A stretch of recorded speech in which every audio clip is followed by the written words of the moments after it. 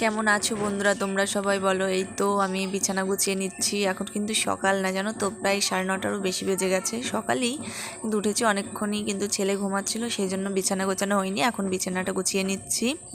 বিছানাটা গোছানো থাকলে মনে হয় অনেক কাজ হালকা হয়ে গেছে। তো কিন্তু আমার গুছিয়েও লাভ হয় না ছেলের জন্য। ছেলে এসে আবার নোংরা করে হলে, এই তো গোছানো হয়ে গেছে, এটা কতক্ষণ থাকবে তার ঠিক নেই। 2 মিনিট 1 মিনিট তারও কোনো ঠিক নেই, তাও থাকবে কিনা জানি না। এই দেখো কী অবস্থা, দেখো চারিদিকে। একটু আগে ঝাঁটমাট দিয়ে সব পরিষ্কার করে রেখে গেলাম, কিন্তু কী অবস্থা দেখো।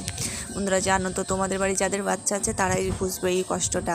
কোনো সময় কোনো জিনিস একটু গুছিয়ে রাখে হয় না। তারপরে দেখো, তার ছেলেকে বিস্কিট দিয়েছিলাম, সে না খেয়ে রেখে দিয়েছে, বিস্কিটটাই নষ্ট হয়ে গেছে নরম হয়ে। কোনো ভালো জিনিস খাবে না, খারাপ জিনিস দাও ঠিক খেয়ে নেবে। এই তো আমি একজনের জন্য অপেক্ষা করছি, জানালার দিকে তাকিয়ে আছি কখন আসবে। আমি একটা জিনিস আনতে দিয়েছি দোকান থেকে, ওনার সঙ্গে। তারপরে এই তো মা রান্নাবান্না করছে। তো তোমাদের ভিডিওটা ভালো লাগলে প্লিজ লাইক সাবস্ক্রাইব করে দিও, আর পাশে থেকো একটু। Thank you.